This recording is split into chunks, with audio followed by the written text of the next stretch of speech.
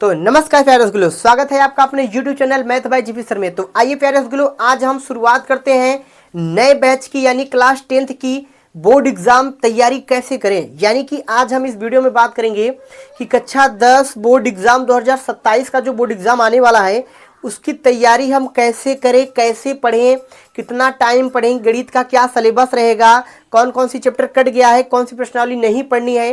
तो इसी टॉपिक में हमारा बात होगा। और आपसे हम बात बता दें कि जो बैच हम स्टार्ट कर रहे हैं इस बैच में 90+ का टारगेट रखेंगे। और इतना याद रखिएगा कि यहाँ प्योर एनसीईआरटी के विद एग्जाम्पल क्वेश्चन और प्रीवियस ईयर के कुछ क्वेश्चन कराए जाएंगे। जैसा कि आपको एक बात हम अभी क्लियर कर देना चाहते हैं कि जो बोर्ड एग्जाम होता है वो प्योर एनसीईआरटी का क्वेश्चन देता है, एक आध क्वेश्चन आउट ऑफ सिलेबस आता है तो उससे कोई दिक्कत वाली बात नहीं, हम आउट ऑफ सिलेबस भी जाएंगे। तो हम आपसे यही रिक्वेस्ट करेंगे कि आप लोग अपना प्यार दुलार और सपोर्ट बना के रखें, क्योंकि भाई हम अपनी तैयारी को तभी आगे ले चल सकते हैं जब आपका साथ होगा। अगर आपका साथ है तो हम बहुत कुछ कर सकते हैं, आपका साथ नहीं तो शायद कुछ ना हो सके।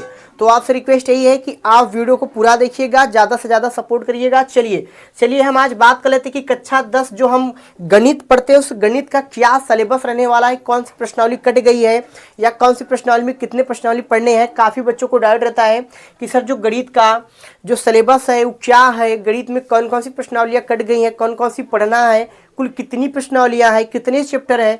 तो आज इस वीडियो के माध्यम से यही हम बात करेंगे। आइए वीडियो को स्टार्ट करते हैं। जैसे कि आप पहला चैप्टर देख पा रहे होंगे, पहले चैप्टर का नाम है वास्तविक संख्या, जिसमें कि वास्तविक संख्या में हम यहाँ पर 1.1 और 1.2 पढ़ेंगे, यानी 1.1 और 1.2 पढ़ेंगे। इस पहले चैप्टर में केवल 2 ही ऐसी प्रश्नावली हैं जिसको हम पढ़ेंगे और बेहद सिंपल है, इनको जरूर देखेंगे।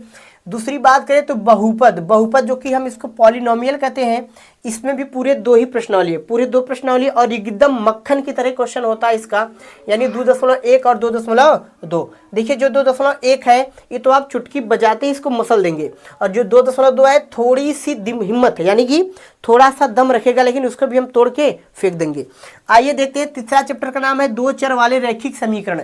देखिए यहाँ पर हमें पढ़ना है, इसे 2 ही प्रश्नावली है, 3.1 और 3.2, लेकिन यहाँ पर 3 विधि आ जाती है। एक नाम होता है प्रतिस्थापन विधि, एक नाम होता है विलोपन विधि, एक नाम होता है ग्राफी विधि।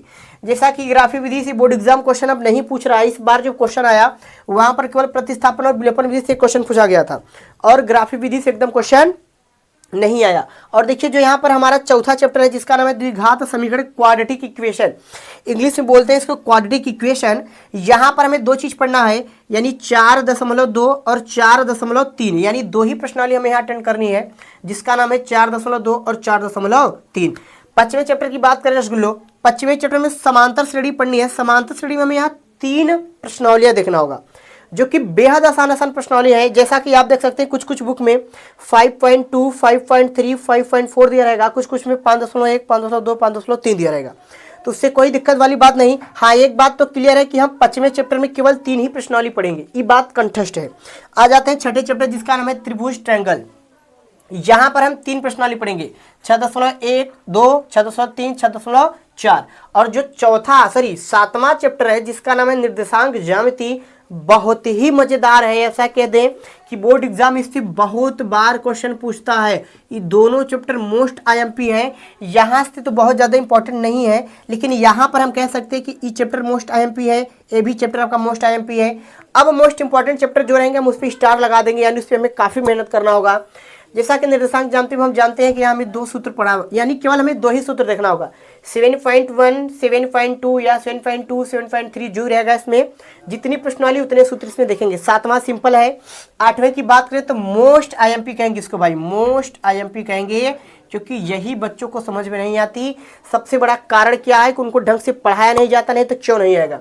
यहाँ पर अटेंड करेंगे 8.2, 8.3, 8.4। भाई बहुत अच्छा स्कोरिंग चैप्टर है और बहुत ही आनंद आता है पढ़ने में भी और पढ़ाने में भी, क्योंकि ट्रिग्नोमेट्री सबके बस की बात नहीं है भाई। तो चलिए हम आगे देखते हैं। अगला चैप्टर 9वां है त्रिकोणमिति का अनुप्रयोग। त्रिकोणमिति का जो अनुप्रयोग होता है केवल एक ही चैप्टर है, केवल एक चैप्टर एक प्रश्नावली, लेकिन इतना बता दें कि भैया त्रिकोणमिति का बाहुबली यानी त्रिकोणमिति का बाप समझिएगा इसको।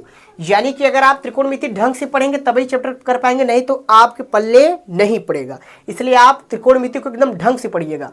इसके बाद बात आता है वृत्त। वृत्त देखिए यहाँ से भी मोस्ट एमपी क्वेश्चन है, ये भी मोस्ट है एकदम, ये भी मोस्ट है। यहाँ से भी क्वेश्चन भर भर के पूछे जाते हैं, एकदम भर भर के। यानी यहाँ 8.2 8.3 है। बात करते हैं वृत्तों से संबंधित क्षेत्रफल, त्रिज्यखंड, लघु त्रिज्यखंड, वृत्तखंड, लघु वृत्तखंड। ये 4 फॉर्मूलाज होते हैं जो कि बहुत अहमियत लिखाते हैं अपने क्वेश्चन के लिए, क्वेश्चन को हल कराने के लिए बहुत ज़्यादा इनका अहमियत होता है, रोल होता है। यानी केवल एक ही ऐसा प्रश्नावली है 11.3 या 11.2 या 11.1, केवल एक प्रश्नावली यहाँ पढ़नी है। पृष्ठीय क्षेत्रफल और आयतन, मेंसुरेशन, जहां बच्चे डर जाते हैं, भाग जाते हैं, छोड़ देते हैं, जो मेंसुरेशन है 12.2 12.3, यानी यहाँ 2 प्रश्नावली यहाँ भी पढ़नी है। आप देखिए 2 प्रश्नावली 3 प्रश्नावली पढ़नी, बहुत ज़्यादा 2 से 3 प्रश्नावली। चौथे 13वें का चैप्टर का नाम है सांख्यिकी, जिसको स्टैटिक्स भी हम बोलते हैं, स्टैटिक्स बोलते हैं। तो इसमें हम बारंबारता, बहुलक, माध्य, माध्यिका, चारों चीज हम समझेंगे कि क्या होता है। लास्ट आता है प्रायिकता, जो कि यहाँ से 2 या 3 नंबर का, 1 नंबर का क्वेश्चन बन जाता है। आप इसका स्क्रीनशॉट ले सकते हैं। आपको केवल इतने पढ़ना है 2027 में, केवल आपको इतने पढ़ना है, इससे ज़्यादा कुछ नहीं पढ़ना। और एक बात हम आपको लिखित बता सकते हैं कि बोर्ड एग्जाम जो भी क्वेश्चन देगा यहीं से उठाता है।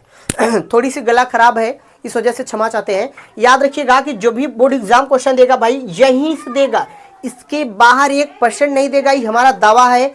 3 से 4 साल का एक्सपीरियंस आपको बता रहे हैं कि बोर्ड एग्जाम अगर जो बच्चे एनसीईआरटी से तैयारी अपना करते हैं वो बहुत अच्छा स्कोर करेंगे। अच्छा, आप एनसीईआरटी पूरा खत्म करने के बाद साइड बुक लगा सकते हैं, जैसे कि अरिहंत आर डी शर्मा, ये 2 बुक आप जरूर लगा सकते हैं। लेकिन सबसे पहले हमारा सजेशन यही रहेगा कि सबसे पहले आप एनसीईआरटी को अच्छे से कवर कीजिए। एनसीईआरटी कवर कर लेंगे, ऑलरेडी आपकी तैयारी परफेक्ट हो जाएगी। तो हमारा टारगेट रहेगा 95% कैसे लाए। तो अब आज के बाद से कंटिन्यू वीडियो आपके चैनल यानी मैथ बाय जीपी सर पे कंटिन्यू वीडियो अपलोड होगा।